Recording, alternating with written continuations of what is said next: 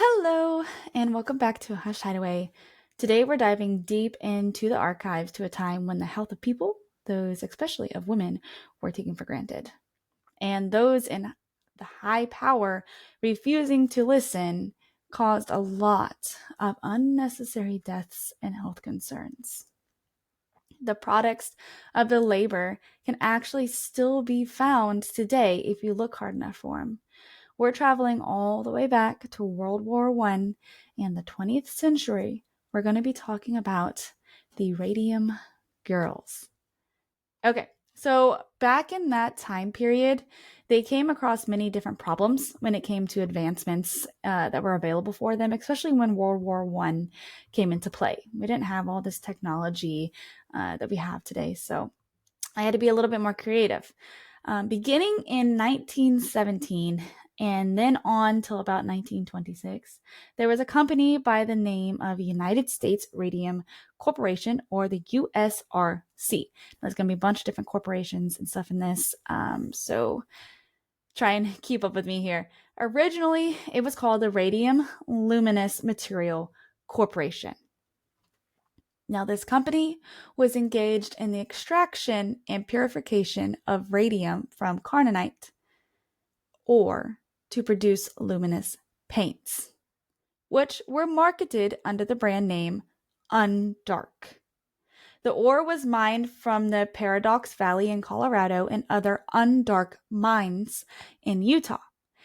As a defense contractor, the USRC was a major supplier of radioluminescent watches to the military. Now, their plant in Orange, New Jersey, employed as many as 300 workers, mainly women, to paint radium-lit watch faces and instruments, misleading them by claiming it was safe. USRC hired approximately 70 women to perform various tasks, including handling radium.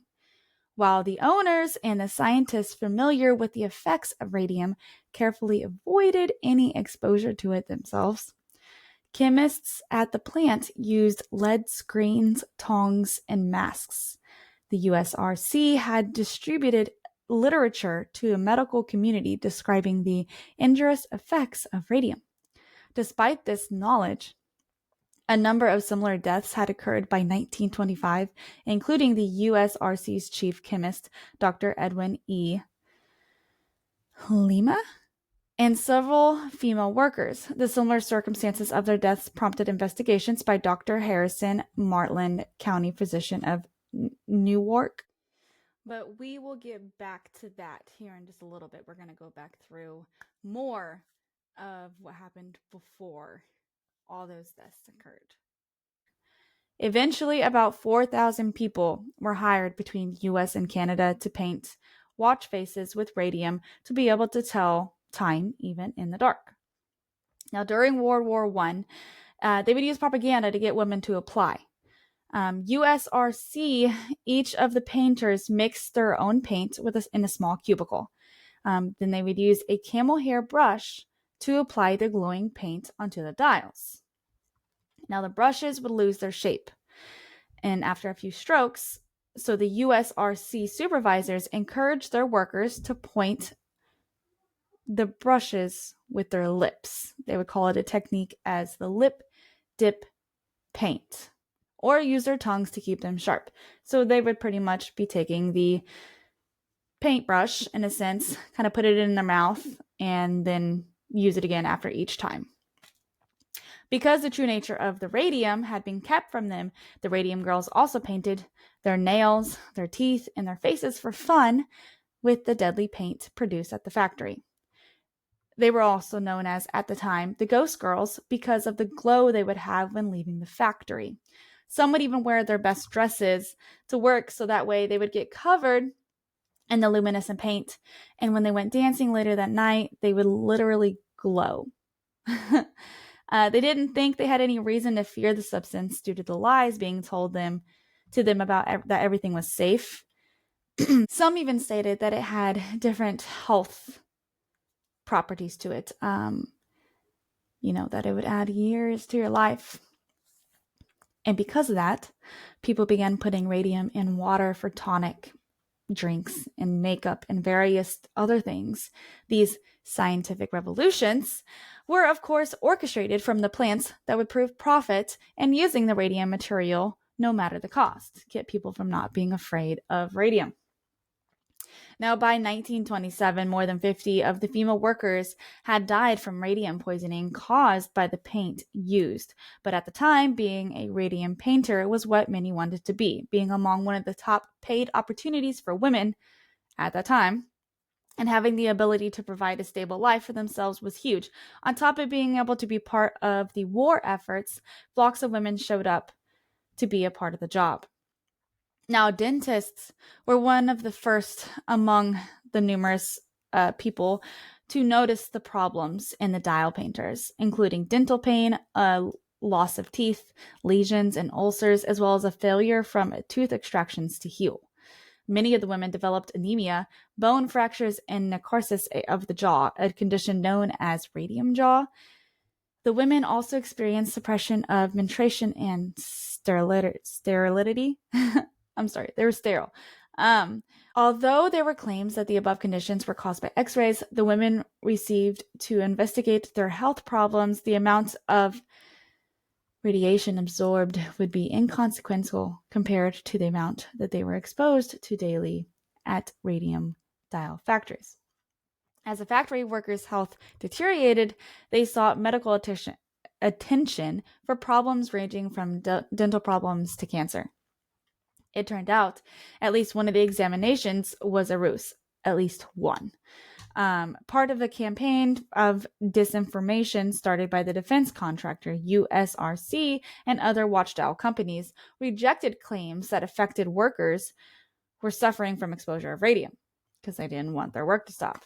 For some time, doctors and dentists and researchers complied with the requests of the companies not to release their data. So they were hiding it. In 1923, the first dial painter died, and before her death, her jaw literally fell away from her skull. In just 1 year, by 1924, 50 women who had worked at the plant were ill, and a dozen had died. At the urging of the companies, medical professionals attributed workers' deaths to other causes. Syphilis, a notorious sexually transmitted infection at the time, was often cited in attempts to smear the reputations of the women. The company also claimed that they had hired a great many people who were physically unfit to procure employment in other lines of industry as an act of kindness to save their own butts. Pretty much saying anything they can to keep the deaths of the workers off their hands, even though they knew their true cause. It wasn't until the first male death did the radium finally start getting some recognition for what could happen. The inventor of radium dial paint died in November 1928. He had gotten sick from radium in his hands, not at the jaw, but the circumstances of his death helped the Radium Girls in court. Now, the Radium Dial Company was established in Ottawa, Illinois in 1922. Like the United States Radium Corporation, the purpose of the studio in Ottawa was to paint dials for clocks. Now, Radium Dial also hired young women to paint the dials using the same lip dip paint approach as the women in New Jersey, also used in another unaffiliated plant in Waterbury, Connecticut. So they were literally all over using the same technique.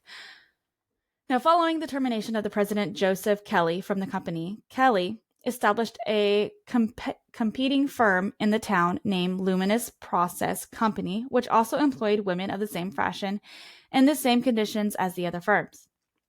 Employees at Radium Dial began showing signs of radium poisoning in 1926 and 1927 and were unaware of the hearings and trials in New Jersey.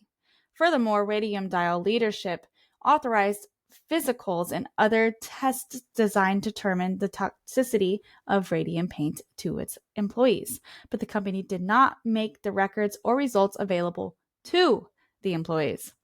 In an attempt to end the use of the camel hair brushes, management introduced glass pens with a fine point. However, the workers found that the pins slowed down their productivity, and they were paid by the piece, so they reverted back to using the brushes. When the word of the New Jersey women and their suits appeared in local newspapers, the women were told that the radium was safe and that the employees in New Jersey were showing signs of viral infections. So, lying once again. A co-founder of the Radium Luminous Materials Corporation, RLMC, George Willis, lectured the women on the supposed safety of radium. Radium was also advertised to women of the time as a cure-all for an ingredient in several cosmetic product brands, including Artis, Remy, Radiar, and Thoradia. The cosmetic products containing radium promise a regenerative, anti-aging properties for a youthful appearance. Sabine von Schocke, inventor of the paint and the student to Marie and Pierre Curie, told workers that the paint lacked hazardous ingredients. They also were told that the radium in the paint was being diluted and could not hurt or harm their health. Assured by their employers that the radium was safe, they returned back to work as usual. Now, plant worker Grace Fryer decided to sue, but it took 2 years for her to find a lawyer willing to take on USRC. Litigation moved slowly even after the women found a lawyer. And by the time of their first court appearance in January 1928, 2 women were bedridden and none of them could raise their arms to take the oath. The 5 factory workers involved in the suit were dubbed the Radium Girls. Grace Fryer, Edna Hussman, Catherine Succub, and the sisters Quinta MacDonald and Albina Larice. The USRC denied any wrongdoing, but the case was settled in the autumn of 1928 before the trial was deliberated by the jury. The settlement for each of the Radium Girls was $10,000, equivalent to $183,000 in 2024, and $600 per year annuity, equivalent to $11,000 in 2024, and paid $12 per week, an equivalent of $200 in 2024, for all of their lives. And all medical and legal expenses incurred would also be paid by the company. All 5 women were dead by 1930s. In Illinois, employees began asking for compensation for the medical and dental bills as early as 1927, but were refused by management. The demand for money was from the sick and dying former employees continued into the mid-1930s before a suit was brought before the Illinois Industry Commission, the IIC. In 1937, 5 women found an attorney, Leonard Grossman, who would represent them in front of the commission. Now, Grossman took the case without receiving pay as the women were too poor due to inability to work. The case was handled at the home of Catherine Donahue, a woman who was involved but was too sick to travel. In the spring of 1938, the IIC ruled in favor of the women, but by then, Radium Dial had closed and moved to New York. It was the IIC refused to cross state boundaries for the women's payout. The IIC did retain a $10,000 deposit left by Radium Dial when it disclosed to the IIC that they could not find any insurance to cover the cost of the company against the employee suits. The attorney representing the interests of the Radium Dial appealed, hoping to get a verdict overturned. Radium Dial appealed to the U.S. Supreme Court, and on October 23, 1939, the court decided not to hear the appeal, and the lowering ruling was upheld. Some of the women received no payout, and by the time the matter was officially settled by the Supreme Court, Catherine Donahue was dead. The lawsuit was resulting publicity and was a factor in the establishment of occupational diseases law labor. Radium Dial painters were instructed in proper safety precautions and provided with protective gear. In particular, they no longer shaped paintbrushes by lip and avoided ingesting or breathing the paint. Radium paint was still used on dials as late as the 1970s. The last factory manufacturing radium paint shut down in 1978.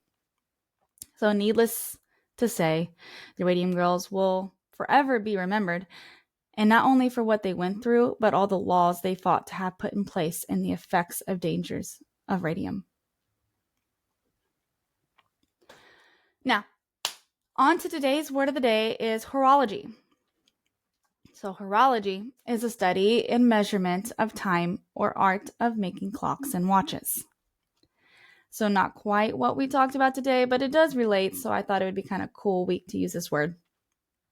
So, this word originates from the combination of the Greek word hora, which means time, and the suffix logi, a subject of study or interest. Horology, the art of making clocks and watches, is a skilled process. All components of the clock must work together in harmony to deliver the correct time, but there's an artistic element as well. Cuckoo clocks is a prime example of the science and art of horology. The timekeeping and mechanisms triggered hourly cuckoo sounds and elaborate decorations that might dance around the clock housing. The distinctive cuckoo sound is produced by Gedak pipes, I might be pronouncing that wrong, type of stoop found in organ pipes. Now, horology is the study of time and timekeeping devices. Its history spans a millennia, from ancient sundials to water clocks to sophisticated mechanical clocks and modern atomic clocks. Horology encompasses a design, construction, and the use of all instruments used to measure time, including, like I said, sundials and hourglasses and various types of clocks and watches. And then, they paint luminescent faces on them. But thankfully, we have gotten out of the practice and we are no longer doing that.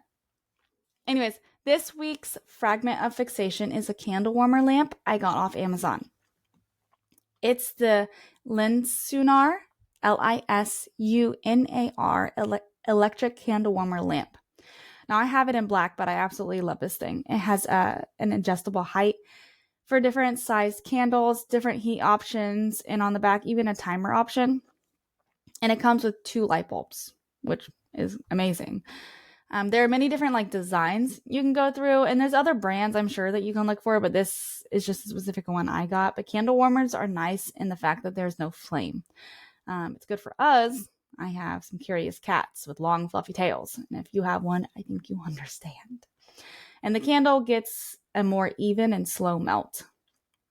The scent still works just as good as a flame burning candle, and I even saw that other people that use it for diffusing scents from their own creations. So they would put cinnamon sticks and vanilla and cloves into a heat proof glass of water, and for instance, and to make more of a natural scent, they put it under there and it just kind of heats it up and makes the room smell. I've never tried it. Some people do the same thing. They put it on a stove and they put the stuff in there to make it smell good. This is just another way to do it. They're really beautiful, and I keep mine on my desk, and it's a really nice way to have a good scent and relaxing light all at the same time. It's one of the first things I actually turn on when I wake up in the mornings. And then my room smells good all day. And honestly, the candle seems to be lasting a lot longer than what it does whenever I'm just burning the fuse. It's not a fuse. What is it called? Anyways, you get what I'm talking about. Seems to be lasting longer. So Into the Archives episodes are fun to research and explore. And I wish I could get all the information I read on them to you guys, but I just simply could not.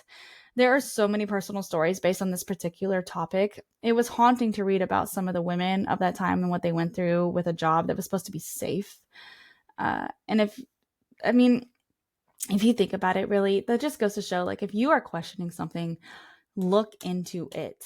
Ask all the questions, because at that time, they were told that was safe. And even today, I'm sure there's things that they are still discovering, hopefully not hiding, God forbid. But, go with your gut feeling for a minute. Just research it. Thankfully for these women, no matter how much backlash they had, they did. And they were able to put a stop to it and put in laws that make it to where that shouldn't be able to happen anymore. If you like this episode or any of our other stories, be sure to like, follow, and share. Leave a good review. It's also a great way to get our stories out there and recommend it to other people just like us. Make sure to visit our website, ahushedhideaway.com, for up-to-date information, all the links to all our social medias, and signups for our monthly-ish newsletter is on there. I had to put ish because I was 2 weeks late on the last one, but I'm trying. And at last but not least, starting this week, we're going to be ending each episode with a quote, inspirational or otherwise. Today's quote is from the great B.B. King. The beautiful thing about learning is no one can take that away from you. Until next story.